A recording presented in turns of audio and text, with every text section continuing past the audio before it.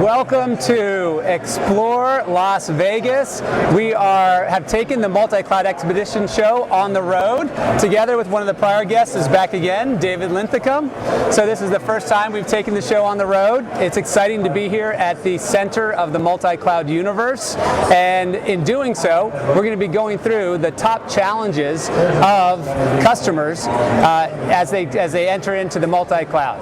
And then also going through some curated content of what's here at Explore. So together, David and I, right? David has looked over the material. I have looked over the material, man. It's exciting stuff. Yeah, then we get to see of all the thousands of sessions, which are the ones that we would recommend in order to go ahead and tackle that multi-cloud challenge. First, we always level set with, what is the multi-cloud? How do we define that? So we've got everything from on-prem, and if we kind of look at the visual over here, that begins way over on the left, all the way out through to the edge, right? And so what we're finding is customers are finding some form or they need multiple clouds in order to get their work done. And that's certainly something that you've seen, I'm sure, in the work that you've been doing. Absolutely. It's becoming a very heterogeneous and complex world out there. People are deploying multiple public clouds, but they're also onboarding edge-based systems and also making their legacy systems and legacy data really kind of a first-class citizen within the multi-cloud. So this is not just about making your public clouds work together, but this is about making all your systems work together, do so in a controllable way that can scale. And it's almost like I'd say the on-prem stuff kind of took a back seat. It wasn't talked about a lot. No.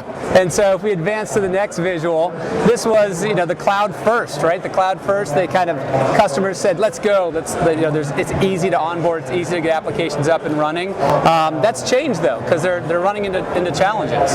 They are running into challenges. We're seeing a big push right now to repatriation, and that really just kind of is right sizing. It's not giving up on cloud, but it's looking at certain workloads that probably are not as efficient as they could be and running on cloud providers and a little bit more expensive than they should be. So in many instances, they're being brought back on premise. They're being right sized. But at the same time, we're looking at opportunities to improve the platforms that are existing on premise and migrate those into the cloud. And also edge-based systems, micro clouds. It's not just cloud versus on-premise anymore. It's a variety of different systems. It's becoming very heterogeneous out there. Computing's becoming ubiquitous. Mm-hmm. Yeah, I mean, I definitely, in my opinion, the multi-cloud world is here to stay. There's no way we can have one cloud to rule them all. There's no way on-prem is going away. And so for companies or governments to achieve their objectives, they have to use these different clouds. They have to, and the reality is it's really seeking best-of-breed technology, and we're not going to limit the inventors and the innovators within the company on a single cloud platform or even a single on-premise platform. We're saying use what you need, leverage whatever technology on whatever platform that's going to be. So they're making the selections to the platforms, and so we're inheriting the heterogeneity and the complexity to make that happen. But it's just what IT has to do to step up to the level of innovation that I think organizations are moving into right now. Yeah, and that's a lot of complexity they have to overcome for sure. And we can kind of go to the next slide. So together right here in Las Vegas at Explore, we've got all these different sessions. Yep. We've got a tremendous amount of subject matter experts from all over VMware as well as from many of our partners, because we want to help customers tackle that complexity wall. We like to call it VMware Cloud Chaos. You like to call it the complexity wall, which I feel like I'm using more and more often, that term. You hear it everywhere now. Yeah. Yeah. And so tackling that to get to Cloud Smart, right? Yeah. I think even today you were in a roundtable and customers were saying, how do I pick what I should move to cloud or not move to cloud? Yeah, and that's the decision. In other words, what data and what processes are good candidates to move to cloud. You got to remember, we're only 30 to 40% into this journey into cloud, and even considering SaaS-based systems. So there's lots of existing stuff that needs to be replatformed and modernized. And in many instances, we just have to do a better job in looking at at the essence of what those things are so we can make core decisions in making the move. And it's not only whether it's viable to move to the cloud. Everything works. I can make everything work if I have enough money and time. It's the ability to bring more value back to the business for making these migrations. So that's becoming the questions that the smart users are asking right now. All right. Well, this is where VMware can help with our Cross-Cloud Services platform, and we've got a lot of great sessions to go through. So let's go ahead and jump into one of the first challenges of customers here, and that is a lot of concern, a lot of questions around, AI, machine learning is like, I guess, the buzzword du jour, right? It's a lot of fodder. And so that actually ties a lot into the multi-cloud when it's around, well, I've got data on-prem, I've got data maybe in one cloud, maybe there's stuff I don't want to put in other places, right? So help me understand what's going on to make the best use of that data in an AI ML future. Yeah, even data in space, as I had as a podcast guest. And so data is going to be ubiquitous. Data is the fuel that drives AI. You can't do one without the other. So this idea that we're going to stand up AI systems and they're not going to have direct and low latency access to any number of data sources is something we need to put out of our realm of understanding. So we have to consider the strategic use of data. In many instances, it's leveraging it where it exists. At least currently, you can move it in the future if you need to, but it's not necessarily trying to centralize everything. I think a lot of companies are breaking their picks on doing that because it's a very hard thing to do. You have to deal with the metadata, you have to deal with the migration process, you have to deal with security and deal with governance. And so this is about understanding that we're heading to ubiquitous, heterogeneous work environment or target. And the data is going to exist where it exists, and the AI systems just need to have good access to it. So we need to be part of our design process to make sure that the AI systems are closely coupled to the information that they need. It's absolutely an imperative. Yeah. Well, for that top challenge, we've got a couple of good sessions. The one tomorrow, which is our keynote opener, right? So this is going to have some big announcements on AI and ML that you'll have to tune in tomorrow to the live broadcast to hear those directly from our senior leadership. And then there's one that's also pre-recorded that will be available, or it's going to go live on August 25th. And this is looking at some of the problems that have been solved for our customers using AI technology, specifically around anomalies. So two pretty good episodes. Yeah, I'm looking forward to it. The announcements here, just the excitement here based on the conference that I was at last year and this year. There's more people, everybody's excited. They're ready to go into 2024, just kind of leveraging technology, taking things to the next level.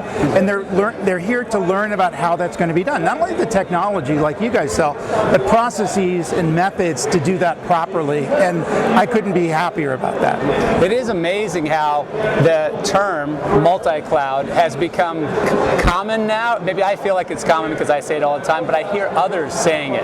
And 2 years ago, 1 year ago even, people were like, multi-cloud, what is that? I don't know what that means. I don't have multiple clouds, right? Even though they were dealing with multiple clouds, whether it be private and public. So I know you've been doing this for a long time, so you've been banging the drum, and this is finally the time where other people are catching on. Yeah, you just had to look ahead as to what the issues are going to be and try to get ahead of it. And I saw that people were leveraging more than one cloud, and they're doing so through organic growth. They're not doing it in a planned way. And so all we're saying is that this is really just an architectural exercise where we're moving into more heterogeneity. And so that's going to cause more complexity. So we just need to pre-think in terms of how we're going to manage that complexity so we don't get to a state where we have so much complexity that we really can't operationalize anything and we got to hit the reset button and go back and fix a lot of stuff. We have to fix it and deploy it as we go. It's the connective tissue that's going to be the most important thing, and that's what you guys have. Yeah, that complexity is really a killer. It just slows everything down, right? It slows the application development down, it slows security down, and so these are what we got to overcome. Yeah, it causes security problems, causes performance problems, causes skilling problems because you have to keep people around to support every system that you're onboarding. We're using non-common native management platforms, and so we just have to get to a thinking where we're going to find common control planes that are able to run across the multi-cloud and even run across our legacy systems so we can simplify this. And again, don't do it when we get in trouble. Let's start doing it now and solving the problem incrementally. Yeah, and you and I have a session tomorrow on that. So yeah, hopefully sure folks will be there in person. They can join. Let's go ahead and go to the next challenge. Okay, the next one is around optimizing costs and resources by right-sizing workloads. So this one's been pretty interesting, and the first recommendation there around FinOps is from a friend of mine, Lucas. He was on Multi-Cloud Expedition number 2, talking about how to cost things, but we're talking about pretty advanced costing now. This isn't the basics of what does the cost look like in the cloud. This is more how do I tag different costs in different clouds so I can report on them, and then even how do we begin to shift left FinOps, right, so that developers have more visibility into what they're spinning up, right? Because it's not just a free meal out there in cloud. No, this is a supply chain issue. We have to understand where the technology is coming from, the applications that are being developed, and everybody has a holistic understanding of how much it's going to cost and how to optimize the cost moving forward. So FinOps is just more than just monitoring stuff. It's true observability into everything that's going on, from the developers that are building the system, the database engineers that are building the database, the platform engineers that are deploying the thing, people who are selecting the platforms, how it's being monitored and managed, and the ability to even measure the value that comes back from the soft values like agility and things like that. Not just the fact we're saving X number of CPU MIPS dollars and moving into the cloud or some other platform, but we can see the value that's being returned to the business, and that's where we need to start looking. Yeah, I think when I think about all that complexity of figuring out the value, then it becomes a question of, well, what are the competitors doing? And what I mean by that is the more advanced one is in the FinOps realm, that's a competitive advantage. When one is actually deploying in the right cloud with the right app, and everything, as you mentioned, from platform ops to system architects to developers know what they're spending and why, then they're going to be pretty powerful.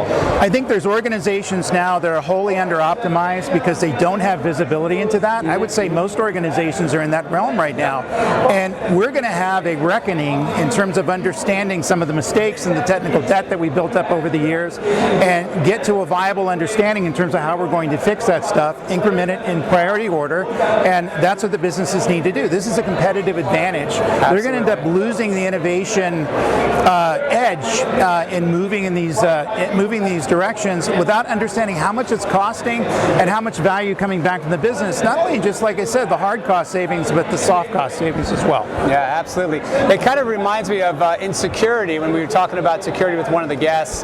They said that one of the things that they do with our technology is to just kind of turn the lights on to know what's actually operating in their networks, right? Right. And so I can kind of think of that's a similar analogy even to costing. It's like turning on the lights, and that's not to say they don't have lights in different rooms. And the cockroaches run away? Yes, okay. But I feel like they kind of walk in one room, look at the cost over here, and they run to the other room, look at that cost over there, then they try to remember what was in each one, and so there's not that whole picture of what's going on. Nobody has a holistic understanding what they're spending right now, certainly not in the cloud, and even some of the on-premise systems. We just lost control of that. So everybody uses the metric that it works, therefore it's a success. The reality is it can work, but it can end up costing you 10, 15 times what it should be costing you. Yeah. And once we shine that light, those limitations will be highlighted, seen, and then they can be fixed and they can be worked on. And by the way, we set a new set of metrics so we know what success looks like as we start building and deploying new systems. Hugely important. Absolutely. Yeah, right sizing, super important. And very related to the other recommended session, which is maximizing the cloud efficiency. And here, right, the ARIA product set does a great job of looking at that holistic picture to see what are my workloads doing in which clouds and how can they be adjusted to be more efficient. Yeah, you don't have the observability in there. You can't see what you're doing. You're not going to have the ability to make any changes. And now we're also leveraging automation through abstraction. So not only are we extracting various things, so we understand holistically what's going on across very complex, very heterogeneous systems, but we can automate the fixes. We can automate tuning. We can automate application deployment, configuration management, things that haven't been automated in the past that were done in manual ways, which were done very inefficiently. Great point. Let's jump to the next challenge. Okay, this is an interesting one. We kind of tied together, customers are saying security, but also ransomware, and that this is a big concern. And so we've got a couple of interesting sessions here. When it comes to ransomware, one interesting kind of consideration is how does one number one, quarantine that system, right? And then bring up a safe copy, as well as what happens when it interacts with different cloud application pieces, right? So now you're adding this extra level of complexity. And what about, do you have the same kind of quarantine processes as well as recovery processes in a cloud as you do on-prem? You have to test everything. I mean, the thing is, ransomware attacks are going to occur in many variety of ways. They're going to get you on the news. They absolutely can kill your business. And the reality is that we should have the ability, to your point, quarantine or isolate the systems that are infected, and then also be able to bring back a running copy of the system, either in an active methodology, and bring the data back instantaneously as well. The users, even though there could be a major ransomware attack occurring with very sophisticated bad actors, the users and the customers should never know that that happened. This comes back in an automated way, and this is something you got to, number one, design to deal with those systems, being proactive in how you do it, and be able to automate how you're bringing the systems back, and you test. You got to be able to automate the testing process, make sure this is always going to be rock solid. Absolutely. But I think it's a good ability to be able to say, well, if I want to recover something, and this is kind of a neat, one of the reasons why we recommended this session on ransomware recovery, to actually fail over DR on demand to a cloud. Yeah, and there's a reason to do that, because we can back up data in many instances, and we can back up processes, and we can even do an active failover, where we're moving from the on-premise systems into the cloud in a much cheaper way, because you don't have to pay for those resources until you need them, and so you have them on demand, and you turn them on only when you need them. Not the old days where you used to build a bunker someplace and a hardened system where you had to have an exact replica of everything that's running in your major data center. That's just crazy. The cloud providers do that extremely well. You have to look at that technology and look at it as an option for how you're going to do ER. Yeah, I love the test, because we ran into my first role out of college was in the IT department of Procter & Gamble. And so we had a European data center, and that European data center was over in Brussels. Well, the failover site was in Paris. And so we would run through and do DR. And so we go to the DR site, I think it was Comdesco or something like that. And sure enough, I had no idea there's an entirely different French keyboard. So there's a French keyboard. And so that was like doing commands to bring the whole system up. So I've seen kanji keyboard. I've never seen a French keyboard. But I guess maybe they remap the fonts, things like that. They remap a couple of them. Now this was years ago, so maybe they've changed it. But either way, you got to test, and you got to test every different system. Right? Yeah, if it's going to go wrong, you're going to find it, and you don't want to find it during the execution recovery from ransomware. Yeah. The other one, hugely important, is also to bulletproof your network, right? And so this is about trying to minimize or mitigate lateral movement in the network. So another great example of being able to contain ransomware by not letting it move from one part of the network to another. Yeah, it has to be isolated, and you have to drill the isolation. So network's probably the easiest way to do that. So once it's detected, that segment is totally slammed off, and then you move over to another segment to make that happen, but also you put monitoring around those systems to make sure that none of that badness has escaped to the other systems that are peered to those systems. In many instances, my clients may even isolate the systems that are connected to anything that's isolated, just to be on the safe side. And so we have to be very paranoid when we deal with this stuff. It's very sophisticated. You can get in huge trouble if you don't, again, build in fail-safes beyond the fail-safes. Absolutely. Okay, let's jump to our next one. And so now, and this is the final one for today, because we split this episode into two chunks today, and then we'll also meet up again on Wednesday, right? And what we did when we came up with these top 10 challenges, it's important to note that your challenge may be different than what we've got here, and so we didn't order them in any specific order, because for some folks in different industries, one challenge is more prevalent, or it depends on where they are in their journey. But overall, these are the top 5 today. Tuesday, and then another 5 on Wednesday. So this is a big one, simplifying Kubernetes and cluster management. Right, extremely important, because guess what? Everybody's doing cloud native now. It's the most popular architecture that I see, certainly for net new applications. And the reality is there's a container tax that's associated with this. It costs a lot more to design and deploy these systems when we need tools and technology to allow us to manage these in a more scalable way. Nice thing about Kubernetes, container orchestration, and Docker in general is that there's a huge ecosystem of technology around them to make it happen, but that actually adds a layer of complexity because we don't have the management capabilities to make these things exist in a more longer term way. We also don't have the experience yet because some of these systems have been running just for a few years. So this is vitally important that we understand what technology is out there that's ready to support our cloud native implementations. And Kubernetes is growing like crazy. And every version of Kubernetes comes with its own set of tools, or tools that are chosen, right, out of, I think it's a CNCF platform model. And so then you've got just an amazing array of choices that also creates that additional complexity, right? And so a couple of great sessions there, thinking about how to accelerate your app delivery, as well as centralizing management on public clouds with Tanzu and Aria. Tanzu being our application platform, as well as mission control and operations. So really helping to establish and simplify the entire application lifecycle across that challenge. Yeah, and it's important that we understand what these solutions are. The ability to deploy these systems in a consistent way, that's going to have a lot of tools that are able to understand how they work and play well together, so we can do so in a using consistent technology. You're not changing things all the time, because this tool per day that I think some development groups get into is just going to get you in trouble. You need to build an infrastructure that's reliable, that's able to deploy your systems and do so in a consistent way, and do so at some place where you're going to have a vision and how it's going to work into the future. That flexibility of all those different tools is great. It brings a lot of capabilities, but then it brings with it that complexity and makes it harder to operate at scale. It does. Complexity is not just in operational domains, but the developer domain is hugely complex. Try setting up a DevOps toolchain these days. Yep. There's probably 10 factorial of tools permutations you can use to set the thing up, and there's only a few that are optimal. So which ones are optimal? Most people don't understand that. Now's the time to start asking those questions and picking the right tools. And I think if as organizations grow, right, and they add developers, especially if they pick up senior opinionated developers, they're going to bring what?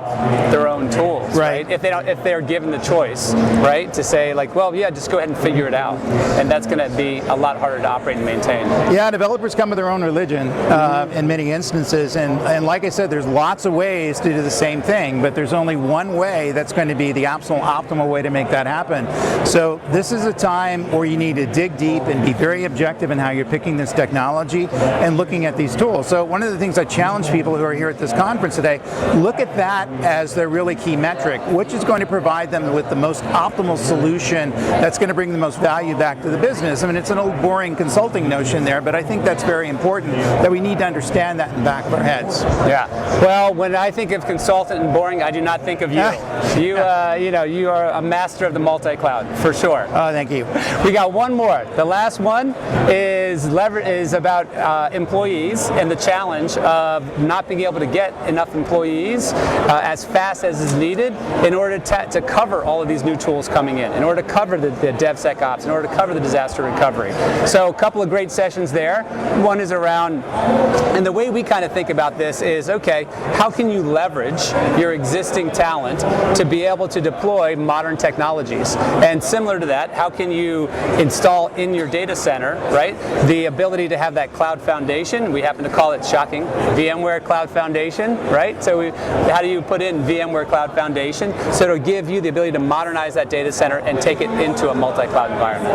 Yeah, and you hit the skills, you got to have the tools and technology to bring you there, but you got to have to be a holistic in terms of a culture that's able to breed autodidacts, people who are going to be self-learners and continuous learnings moving forward. That's a much different culture to set up that many organizations are setting up right now. So this is where the battle is going right now. It's for talent and talent in different technology. The skills out there and the challenge in getting the right skills is where people are failing ultimately, because if they can't obtain the skills, they just move forward with the skills that they can obtain, and they're missing lots of opportunities to optimize some of these systems that we just talked about. about. So training is absolutely essential. So hiring the right people is absolutely essential. And also dealing with the supply chain, making sure we're working with colleges and universities to put the right people in the pipeline, so by the time they get into industry, they're really ready to be productive. Yeah, and there's a lot of I'd say great talent that is in the data center, right? Has been operating it successfully,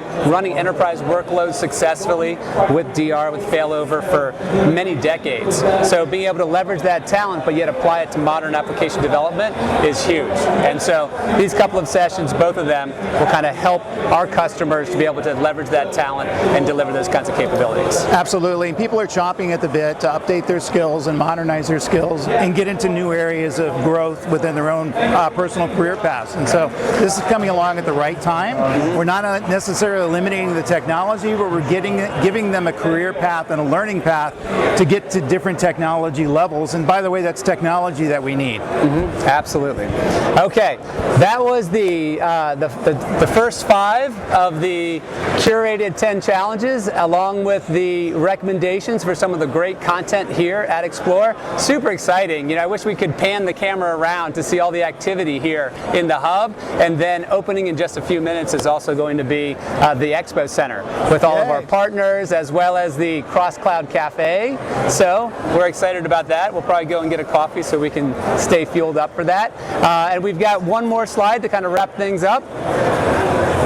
And so on the recap, right, let's see, we went through 5 challenges and we blew through it pretty darn fast. This was, talking about AI and ML, then looking at how to right-size workloads in the cloud.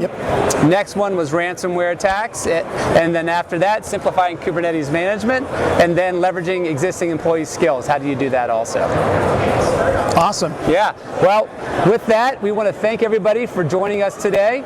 Very excited to be here. If you happen to catch the episode live today, or a recent, if you watch it soon thereafter, come up, say hi to David or I, reach out to us on LinkedIn. Happy to answer any of your multi-cloud challenges, and we'll be back on Wednesday with the next 5 sets of challenges the customers are trying to tackle here in the multi-cloud, the center of the multi-cloud universe.